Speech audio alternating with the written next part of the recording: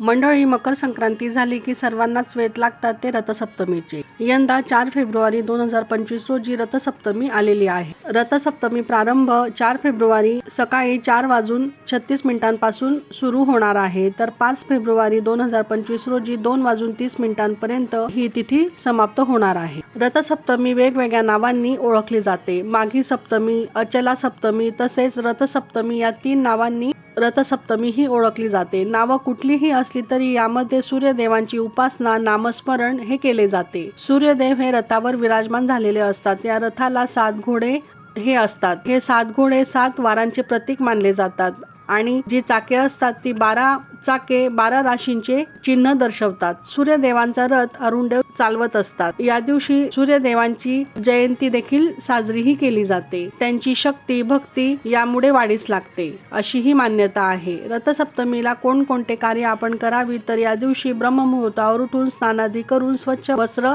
परिधान करावीत. उगवत्या सूर्यदेवाला अर्घ द्यावे. शक्य असल्यास पवित्र नदीमध्ये स्नान करावे. अर्घ देताना सूर्यदेवांचा मंत्र आपण पठण करावा. रथसप्तमीला सूर्यदेवांची पूजा, उपासना करणे आणि स्नान करणे अत्यंत शुभ आणि पवित्र कर्म मानले जाते. या दिवशी सूर्यदेवांची पूजा केल्याने आरोग्य, सौभाग्य, संतती आणि सौंदर्य प्राप्तीही होत असते असेही सांगितले जाते. रथसप्तमीला काही प्रभावी उपाय केल्याने त्याचे चांगले परिणाम तसेच फळ आपल्याला प्राप्त होतात. रथसप्तमीला सकाळी स्नान करतेवेळी पाण्यामध्ये रुईच्या झाडाची 7 पाने टाकून स्नान करावे. तसंच सूर्यदेवांची न विसरता या दिवशी पंचोपचारे, पूजा, आरती तसंच नामस्मरण करावं. सूर्यदेवाला दीपधूप, गाईच्या तुपाचा दिवा तसेच नैवेद्य अर्पण करावा. पूजेनंतर वस्त्र, तीळ, धान्य इत्यादी वस्तू आपण गरजूंमध्ये यथाशक्ती दान धर्म करावा. नदीच्या काठावर अष्टकोनी सूर्यदेवांची मूर्ती बनवून मध्यभागी त्याची स्थापना करावी आणि भगवान शिव पार्वतींची पूजा करावी. पूजेनंतर त्या प्रतीकरूपी देवी देवतांची माती घरी आणून देवघराजवळ ठेवावी.